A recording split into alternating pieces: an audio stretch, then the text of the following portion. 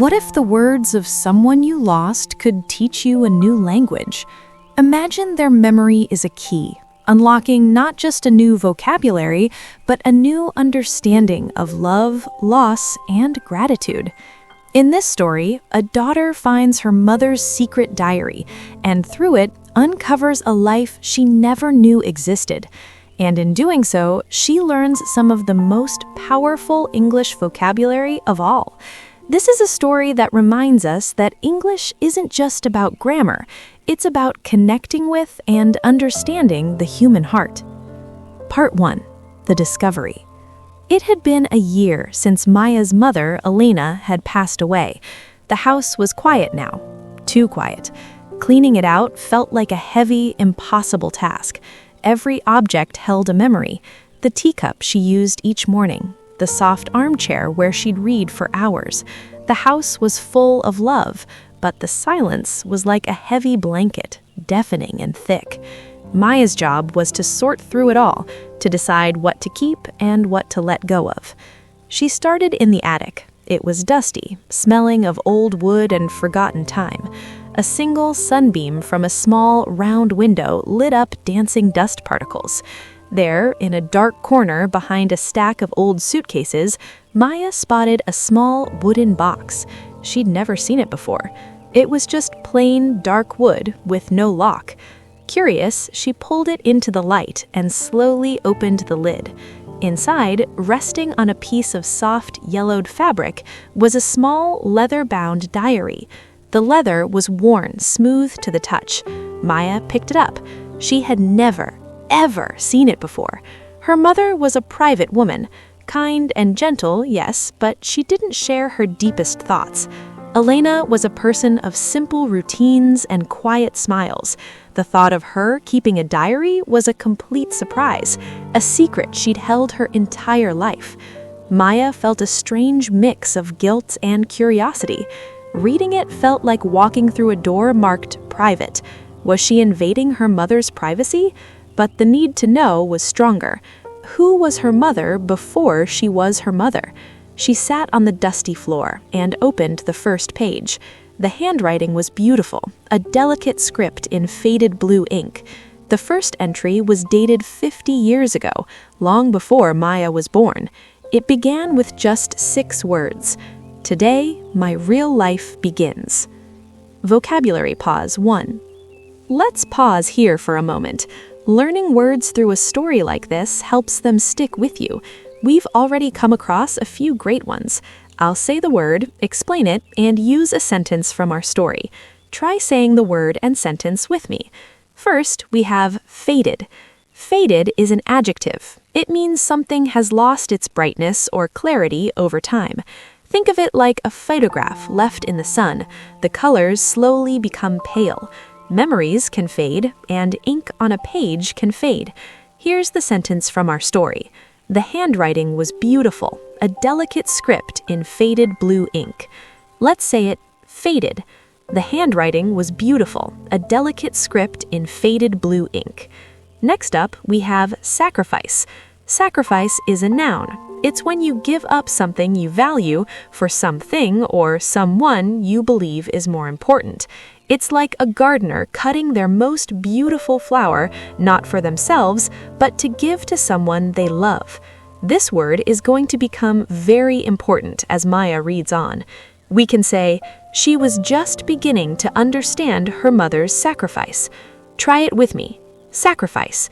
She was just beginning to understand her mother's sacrifice. And our third word is cherished. Cherished is an adjective that means something is deeply loved or cared for. A cherished gift is one you treasure. It's like an object you keep in a special box, not because it's valuable, but because it's full of love. That old diary instantly became a cherished object for Maya. Here's our sentence. She held the diary, a cherished object from her mother's past. Let's say it together. Cherished. She held the diary, a cherished object from her mother's past. That's great. Now let's get back to the story. Part 2. A Secret Life. Maya brought the diary downstairs. She made a cup of tea, just the way her mother used to, sat in her mother's armchair, and started to read. The woman in these pages wasn't the quiet mother she knew. It was like seeing a black and white photograph of someone suddenly burst into full, vivid color. This was a young Alina, full of dreams and passion. She wrote about her burning desire to be an artist. She described colors and light so vividly that Maya felt like she was seeing the world through her mother's eyes for the first time. She wrote about her dream of traveling, of seeing the great museums in Paris and Rome. But her family was poor, and they struggled. Her dreams always felt so far away. And then the diary introduced a name Maya had never heard: Thomas. Thomas was a young poet in her town. Elena's entries about him were bursting with life.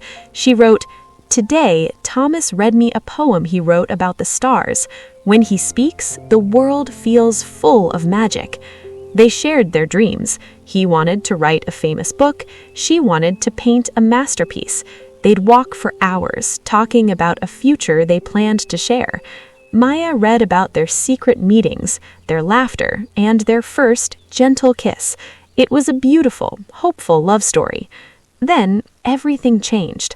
The diary goes silent for weeks. When Elena starts writing again, the words are heavy. Her family's money problems had become a crisis. They were about to lose their home. And a man from a wealthier family, a kind, serious man who would become Maya's father, had asked to marry her. Elena wrote, "I have a choice, my heart or my family, my dream or my duty. But is it really a choice when you have to save the people you love?" She knew she had to accept. She had to give up Thomas to save her family. The next entry was short and gut-wrenching. "I told Thomas goodbye today. A part of me is gone forever." Reading it, she could feel her mother's heartbreak reaching across the decades. She closed her eyes, picturing her young mother, alone with a secret she would carry forever. Vocabulary pause 2. This part of the story brought up some really powerful, emotional words. Learning them helps us express our own deep feelings in English. Let's practice them. First word, heartbreak. Heartbreak is a noun. It's that feeling of overwhelming sadness. Imagine your heart is a delicate glass that has been dropped and shattered into 1,000 pieces. That feeling is heartbreak. The line from our story is, reading it, Maya could feel her mother's heartbreak across the decades. Let's say it. Heartbreak. Reading it, Maya could feel her mother's heartbreak across the decades. Second word, longing. Longing is a noun. It's a powerful, deep desire for something you can't have. It's like standing on a shore and watching a ship carrying all your hopes sail away over the horizon. Elena's writing was full of longing for the life she almost had. Our example is, her words were filled with a deep longing for a different life. Say it with me, longing. Her words were filled with a deep longing for a different life. Third word, resilience. Resilience is a noun. It's that inner strength that helps you recover after something difficult happens. It's like a strong tree that bends in a storm but doesn't break. It's the ability to keep going. Even in her pain, Elena showed incredible strength. Our example sentence is, despite the pain, her mother's resilience was clear. Let's try it. Resilience. Despite the pain, her mother's resilience was clear. You're doing wonderfully. Let's read the final part of Elena's story. Part 3. The climax and connection. Maya kept reading, her own heart aching for her mother. The diary entries after Elena married her father were different, shorter, less frequent. The passionate artist was gone, replaced by a dutiful wife. It was as if the bright flame in her heart had been turned down to a tiny, flickering light. She wrote about running the house and her husband's quiet kindness. Maya could see her mother respected her father, but that fire from the early pages was missing. For a moment, Maya felt a wave of sadness, even anger. Her mother had given up so much, she had buried her dreams. But then the diary's tone shifted one last time. An entry began, "Today I felt a new kind of magic. A new life is growing inside me." Elena was pregnant with Maya. As she wrote about the pregnancy, joy flooded back into her words. The longing for her past began to fade. It was replaced by a fierce, protective love for her unborn child, like the sun rising after a long, dark night, chasing all the shadows away. Maya turned to the very last page.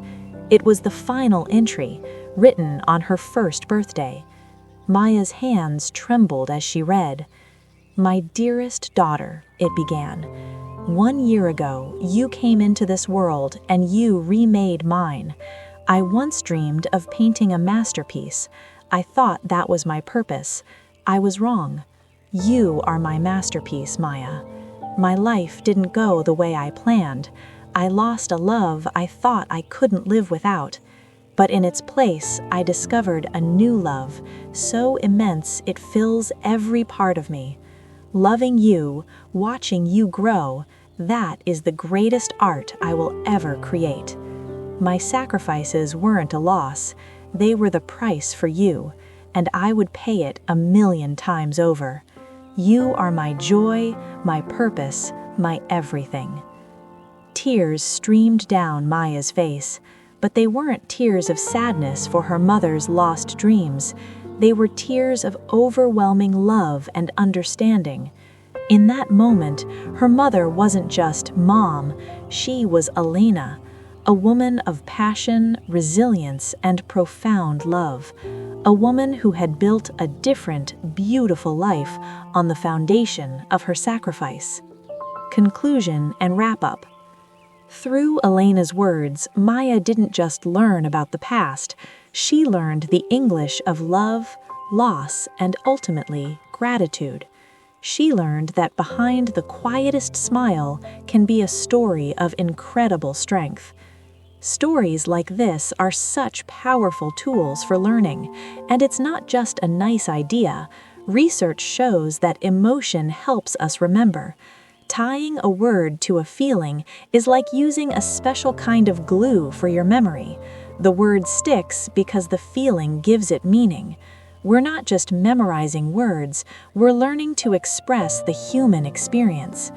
Today, we learned some powerful words from Elena's story. We learned about faded ink, a mother's sacrifice, and a cherished diary.